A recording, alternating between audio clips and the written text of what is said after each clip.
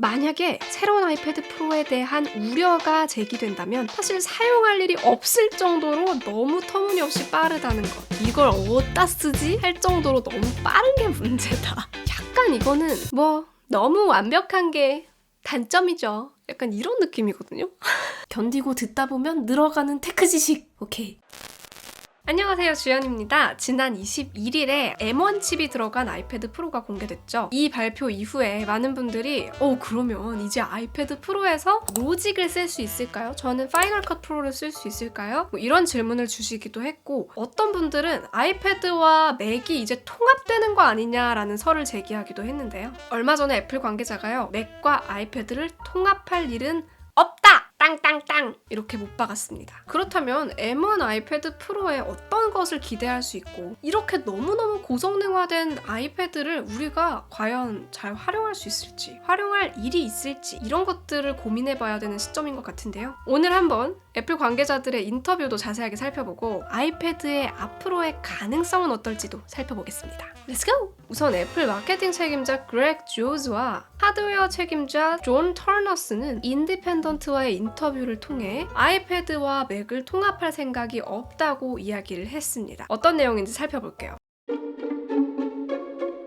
사람들이 아이패드와 맥에 대해 말하기 좋아하는 두 가지 얘기가 있는데, 하나는 누군가 맥을 원하는지 아이패드를 더 원하는지 결정해야 되는 것 때문에 항상 논쟁을 하고 있다. 그리고 또 하나는 맥과 아이패드를 하나로 합치려고 하는 엄청난 음모를 꾸미고 있다. 이렇게 두 가지 이야기가 있다고 합니다. 자, 그런데 현실은 둘 다 사실이 아니다. 우리는 제법 자랑스러워하고 있어요. 그 각각의 카테고리에서 정말 열심히 최고의 제품을 만드는 것에 대해서 우리는 되게 자랑스러워하고 있다. 그러니까 맥은 맥대로 최고의 맥을 만들고 아이패드는 아이패드대로 최고의 아이패드를 만들기 위해서 노력하는 것을 굉장히 자랑스러워하고 있다. 이렇게 일축을 했습니다. 다른 거에 발을 밟을까봐, 즉 다른 것의 판매량에 방해가 되거나 다른 제품군에 영향을 줄까봐 하나의 디바이스를 제한하려고 하지 않을 것이다. 이렇게 이야기를 한 거예요. 맥 때문에 아이패드에 제한을 두지도 않을 거고, 아이패드 때문에 맥에 제한을 두지도 않을 거다. 그래서 이번에 맥에 쓰는 프로세서를 아이패드에 넣기에 이르렀죠. 얽매이지 않을 거다. Theories around merging or anything like that. 두 개를 합친다거나 하는 그런 이론들에 우리는 얽매이지 않을 것이다. 그냥 우리는 우리 길을 갈 뿐이다. M1 칩셋을 아이패드에 넣는 것에 대해서 터너스가 이랬대요. 되게 놀랍게 받아들여질 수도 있지만 사실 이 결정은 원칙 같은 거다. 우리가 만드는 최고의 애플 실리콘은 항상 아이패드 프로에 들어갔다. 그리고 M1은 우리가 만드는 최고의 애플 실리콘이다. 그러니까 들어갈 것이 들어갔다. 이렇게 이야기를 하는 거예요. 굉장히 놀라운 일인 것처럼 받아들여지고 있는데요. 사실은 이 애플 관계자들의 인터뷰를 보면 항상 최고의 칩셋을 만들면 그게 아이패드 프로에 들어갔기 때문에 어찌 보면 당연한 것이기도 하다. 그냥 정말 좋은 칩셋이 들어갔고 정말 그냥 좋은 성능의 아이패드 프로가 나온 거다. 이 정도로 받아들일 수도 있습니다. 아이패드가 할 수 없는 주목할 만한 것들이 있다. 하지만 그것들은 하드웨어의 능력치 때문이 아니다.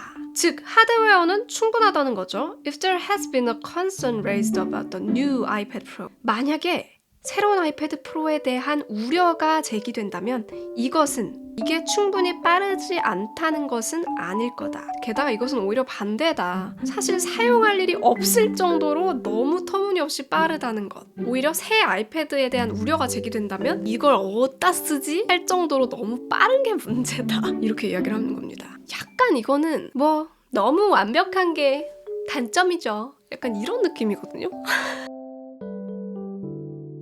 사실 소비자들의 고민은 이거예요. 굉장히 좋은 성능에 좋은 옵션들이 들어가 있는 것은 맞지만 이게 굳이 필요할까? 지금 상황에서? 이런 생각이 드는 이유, 단적인 예시가 그래픽 작업을 하는 사람들 중에서도 아이패드 프로에 있는 앱으로 작업을 하시는 분들도 계시겠지만, 영상 제작자의 관점에서 보면 사실상 지금 아이패드 프로에서는 파이널 컷 프로, 프리미어 프로 이런 프로용 툴을 사용할 수 없기 때문에 디스플레이를 굳이 연결해서 아이패드 프로에서 이 프로용 작업을 할 이유도 사실상은 없습니다. 앱을 지원하지 않기 때문에. 이 M1 칩셋이 들어간 아이패드 프로는 잠재력은 굉장히 크지만 이걸 얼마나 활용할 수 있을지, 맥을 완전히 대체하지는 못하더라도 어느 정도 비슷하게 쓸 수 있는 수준이 될지에 대해서는 앞으로 아이패드 앱 생태계가 어떻게 되는지를 지켜봐야 알 수 있다는 거예요. 그리고 이런 맥에서 쓰던 프로용 앱이 아이패드에 적용될 수 있을지는 아마 WWDC의 관전 포인트 중 하나가 될 것 같은데요. 맥에서 쓰던 프로그램이 과연 아이패드 앱 생태계로 넘어갈 수 있을지 이 부분을 주목해서 보시면 아마 여러분이 이번에 공개된 M1 아이패드 프로를 워크플로우에 얼마나 활용할 수 있을지 약간 각이 잡힐 겁니다. 그리고 애플 관계자인 조즈가 이런 이야기도 했어요. 시스템이 할 수 있는 것보다 더 많은 성능을 요구하는 앱은 있을 수가 없다. 그렇기 때문에 시스템이 앱보다 먼저 존재해야 된다. 그래서 우리는 이런 고성능의 아이패드를 만든 것이다. 이 말은요, 시스템이 있어야 앱도 나올 수 있기 때문에 우리가 먼저 이 시스템을 만든 거다. 그게 바로 뉴 아이패드 프로고, 이제 다음 스텝은 앱 생태계가 될 것이다 라는 걸 뜻하는 말이죠. 바로 이어서 이런 이야기도 했어요. 이 내용이 한마디로 뭐냐면요, 우리 개발자들 뒤따 빨라, 능력 있어. 어도비, 어피니티, 그리고 그 외에 많은 프로용 앱을 만드는 개발자들을 믿어봐라. 이런 프로용 앱들이 아이패드에서도 쓸 수 있게 될 것을 기대하고 있다는 걸 시사하는 말이기도 합니다. 즉 정리하자면 이렇습니다. 맥과 아이패드를 합칠 일은 없다. 이번 아이패드 프로의 성능 자체가 너무 투머치하다는 점. 그래서 어디에 필요할 것인지, 이걸 과연 쓸 일이 있을 것인지에 대한 고민은 아직 산재에 있다. 그런데 애플 관계자는 이것에 대해서 우리는 그저 최고의 시스템을 만든 것이다. 다음 스텝인 앱 생태계를 위해서. 이렇게 이야기를 한 겁니다. 지금 벌써 많은 분들이 이번 아이패드 프로를 두고 정말 PC급의 태블릿이 나온 거다. 끝판왕이다.